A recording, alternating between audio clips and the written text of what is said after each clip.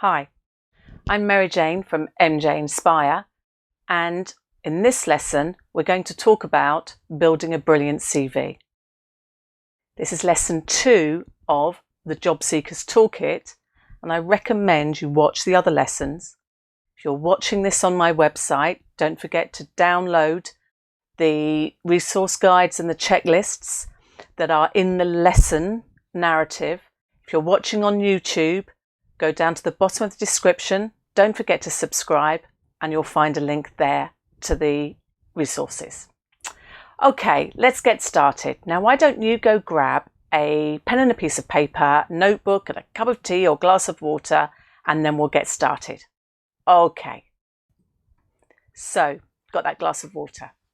Now remember, you can pause this, you can go back and watch it, and you can go in as many times as you like. Okay, so that if you need to keep checking information, I'm happy for you to do so. So I have been in situations throughout my career where I've had to change jobs, where I've been made redundant, and it can knock you for six. I'll be really honest with you.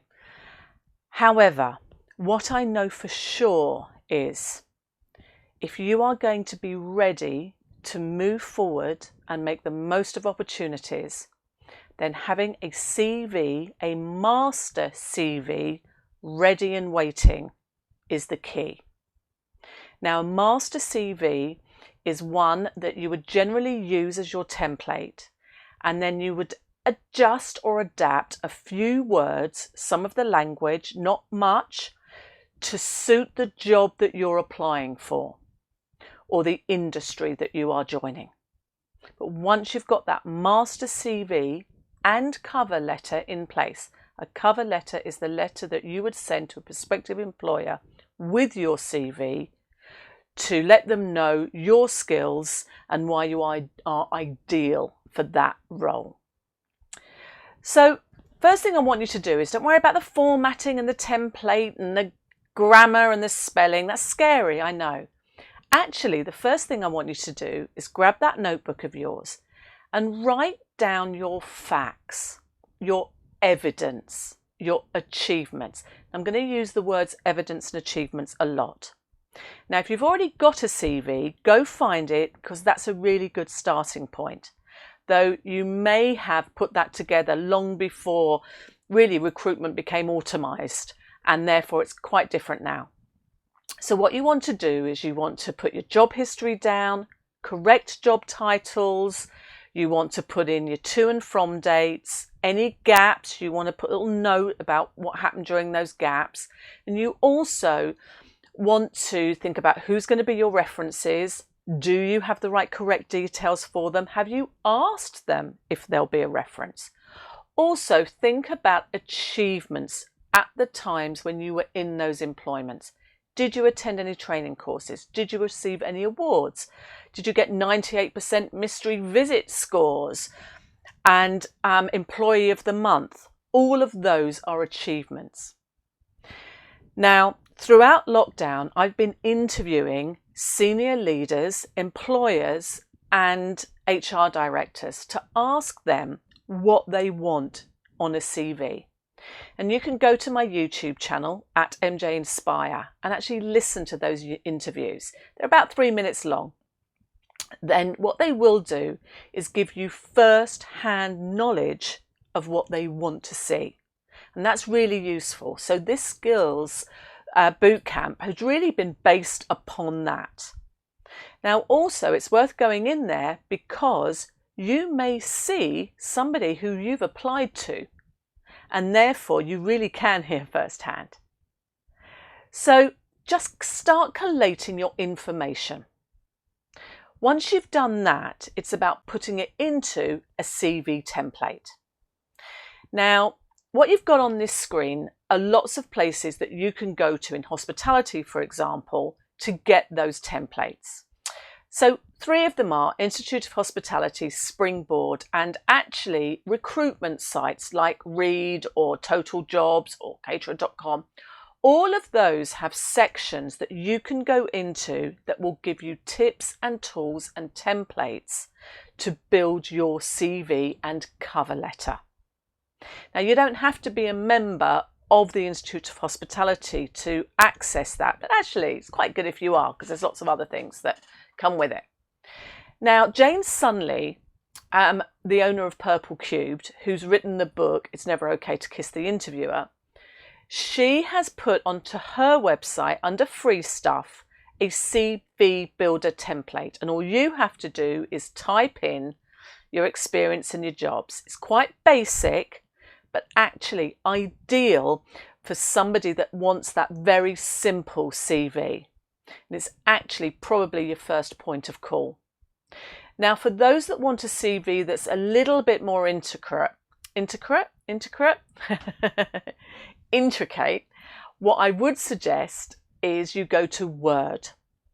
You put in new template and CV, because actually Word do have what you need. Here's an example. Now, it's going to bring up lots of flashy templates. Ignore them. And I will tell you why in a moment, okay? You really want to keep it simple. So you notice I've circled the ones on the bottom. And in a minute, I'm going to show you the difference between the flashy and the simple and why that's important. What I have been told by HR directors is simplicity is the key. So, why also is simplicity important? Well, over recent years, companies have established something called applicant tracking systems. It's where you would apply for a job online. And this isn't only for online jobs now, but actually employers are now installing these systems into their HR procedures. Now, what happens is it's a bit like a Google for a prospective employee. And it will search through hundreds of CVs really, really quickly. And it will look for key words. Now, those key words would have been set up according to the job application, the job description, and the job advert. Now, this is what I meant by master CV. So you've got your master, but then if you're applying for a particular job, you want to check that key words from that job description or that job advert appear in your language, in your narrative about your roles that you've done and the achievements that you've made in those roles. But there's a couple of other really important things. If the font is too fancy, it will kick it out because it can't read it. It will not recognise photographs or dates of birth, so those won't get through either. So don't include those. In fact, only 25% of CVs get through the ATS system. You want a font size minimum 10, maximum 12 for narrative, and you can make the headings slightly bigger. It also doesn't like lots of colours, in fact, 2 only. So you've got your black ink, white paper, one other colour. I'll show you that in a second. Now, a little trick is that you can, in white, in your paragraphs, put some of those keywords under each job section. Now, when that's printed off, it won't be seen by a prospective employer, but it will have been read by the tracking system. So that is another little trick that you could use. Now, lastly, be careful of those fancy job titles. It won't recognise them. So, for example, if your role is restaurant supervisor, but you've worked for a funky restaurant that calls you restaurant happiness officer, the ATS won't recognise that job title and it will kick it out. So if you've got those job titles, what I would recommend is you simplify them. Restaurant supervisor. So that's the AI bots, beware. But let's have a look at a couple of CVs.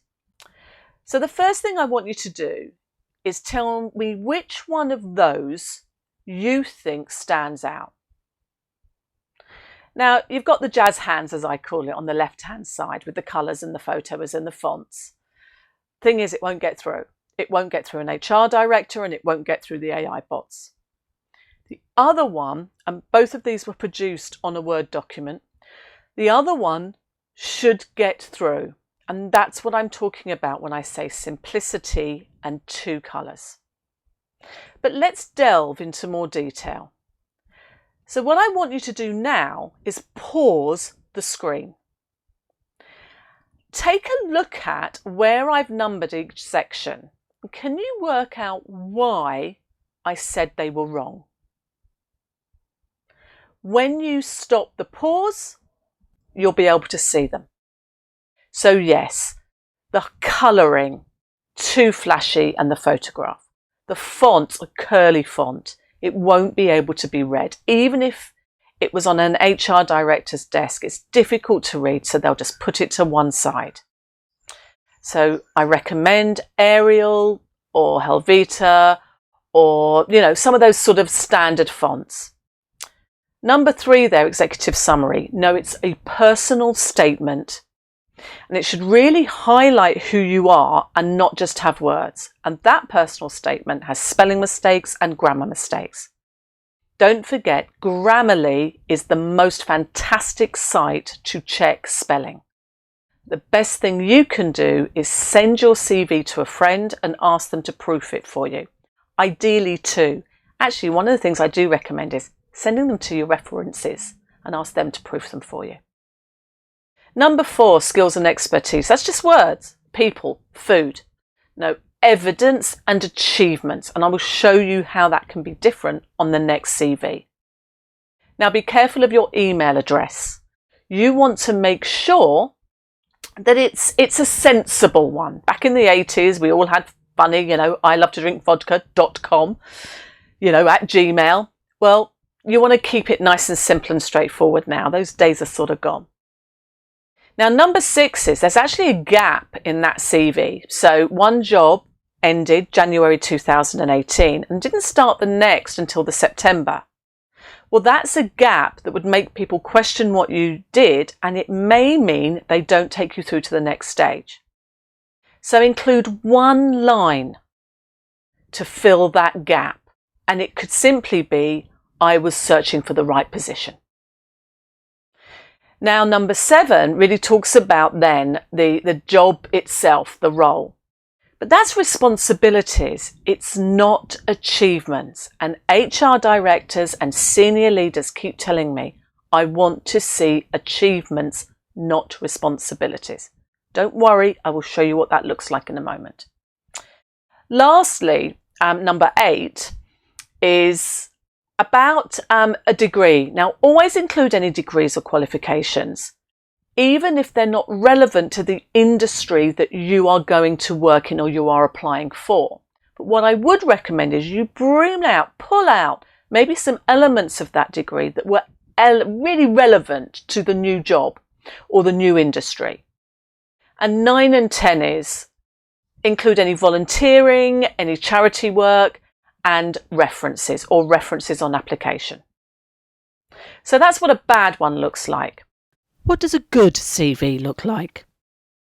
What do I look for in a CV? Well, looking at the number of CVs that come through any desk, it has to be something that stands out, I'm afraid. And I think that only comes about if somebody takes the time and attention to bespoke it and to make sure they really think about that CV and what that person reading it is going to be looking for. Top CV tips. So I guess it might sound a little callous, but when you read the opening paragraph or the opening sort of statement, and it's those well-worn grooves of I'm a hard-working chef, I'm passionate about food and fresh local produce, yada yada yada. It's just too general. It's too worn. It's in my experience, those that pump themselves up with those sort of worn out sort of tales are not the ones that cut it in the kitchen. What do you look for in a CV? For me, I always look at somebody who have not changed jobs quite frequently in a short period of time. But equally, if they have been with their employer for a long period of time, that they're not just listing the duties or the responsibilities.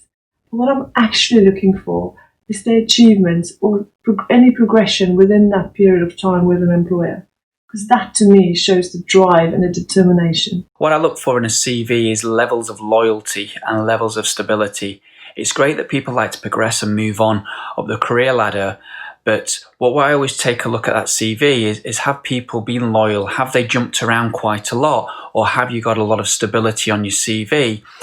So my first tip in terms of your CV is to keep it simple. If you're just new to the industry, 1 page is sufficient. If you've been in the industry a couple of years, 2 pages or 3 pages at the absolute most for your CV.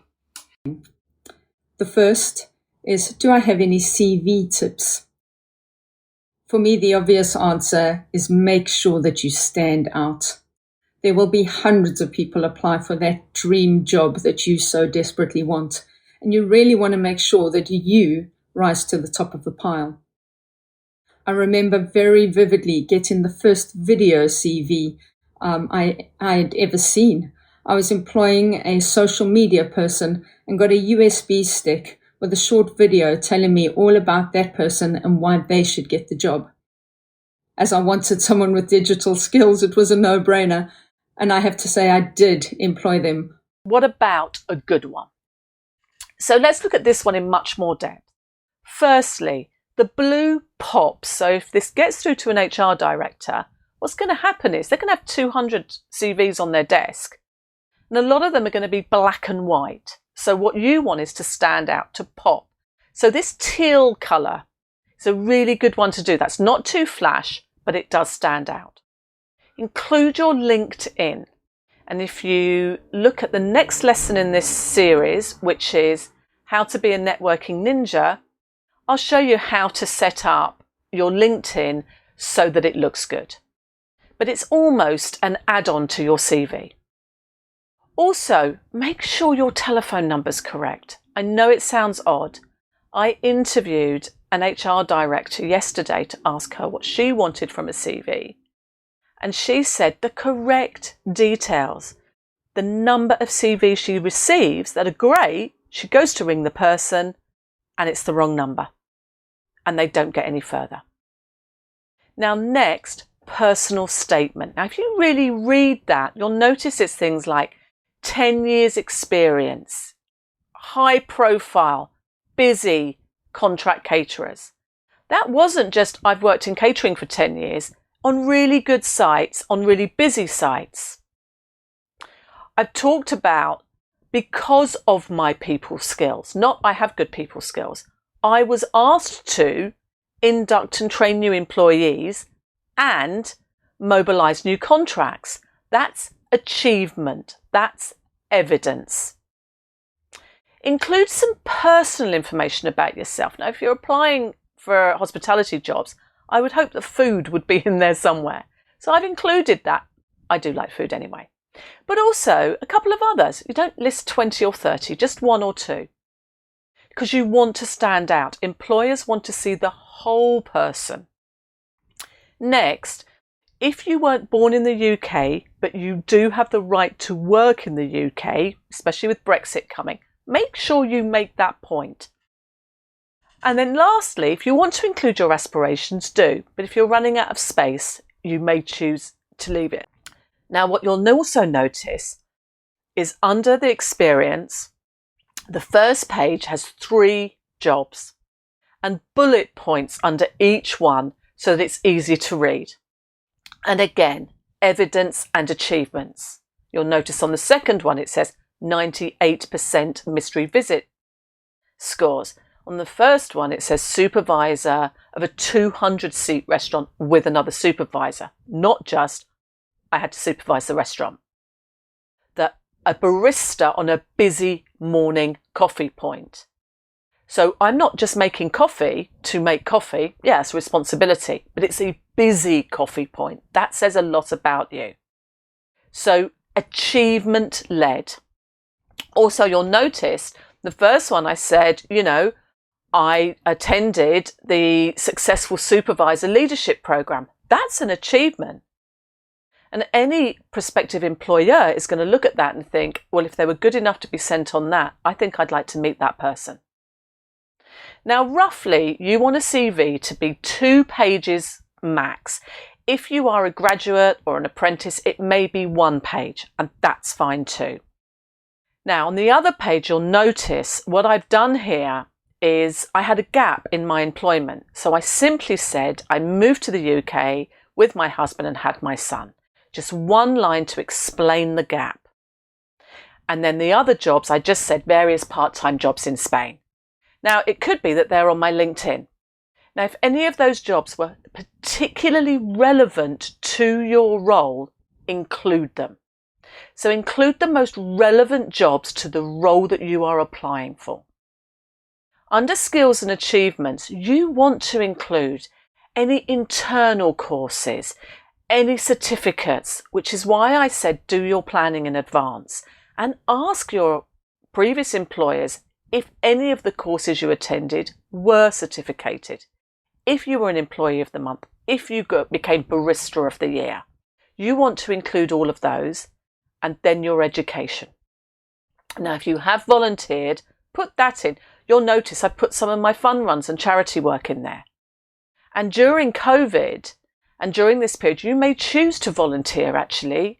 And if you have, put that on there. It's a great way of learning new skills and fills the gap too. It's a little bit of a sneaky trick there. And lastly, references. Now you really want to include 2, maybe 3 from different positions. Now the job that you last left, I'm going to tell you they will give you a reference from the HR department. It won't be from individuals. So just bear that in mind if you want your boss to give you a reference. But I would recommend you go to alternative employers as well. Easy to read, very straightforward. It is more likely to be viewed by an HR director who thinks, I want to employ this person.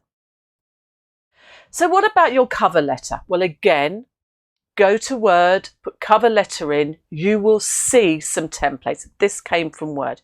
You'll notice it matches my CV. Firstly, put your name at the top in a larger font, number 1. Number 2, all your details there as well. Number 3, the job that you are applying for. And you can see on the right-hand side of the screen is the job advert. Now put the job you're applying for in a bolder font, just so that it stands out. The first line really says, I wish to apply for. Number 5 just gives a summary of maybe 1 or 2 achievements that absolutely fit the job role. So that you have supervised before, because you are supervising in a city restaurant. It's contract catering. You have said that in your letter, so they match. You've also said that in your CV. Next, you will pick 3 or 4 achievements, this is section 6, that really do highlight why you are particularly well suited for the position. On the advert, they've talked about their sustainable workplace. On your letter, you've said that you achieved that accreditation, that they want to assure training of teams. Look at your number 6, you'll see that it's written down there. So you really want to match them up. Next, you want to just 2 lines to say, I really am the ideal candidate, then thank them and say that you are looking forward to speaking to them about the prospective position and yours sincerely. Now, this did come from a Word document. So you can always bring this back up again as you're doing your cover letters. I do recommend you type a cover letter. You don't handwrite one if you've got untidy handwriting. So what now? Well, don't forget to download those resource guides. You don't need to print them. If you click on all of those resources that are underlined, it will take you straight to those sites. They're videos from YouTube to help you build CVs. There's the sites I talked about earlier on, tips, tools, and job opportunities. So, as we said, next steps. Download the checklists and download the resource guides. Get your pen and a piece of paper and start putting down your achievements and ask previous employers if you've won any awards or certificates. Build or rewrite your CV, and if necessary, go to resources for help. And don't forget to match the CV to your checklist. Audit your social media. Make sure there's nothing on there that you wouldn't want a prospective employer to see, but I'll talk to you about that on Networking Ninja. And, keep deciding where you want to work and what you want to do. But can I suggest something? Apply for a lot of jobs and go to lots of job interviews, because the practice will really help you. Don't forget, once you've seen a job advert you like, match your CV to that job advert and maybe change or tweak the wording so you're using the exact wording in the job advert. Put together your cover letter that again uses those keywords, and send it to somebody to get them to help you to proof it and check your spelling and check your grammar. Check it, check it, check it, and at least 3 people. Then don't forget to go to my Instagram or my YouTube and have a look at top tips. I'm going to keep posting for you. And good luck.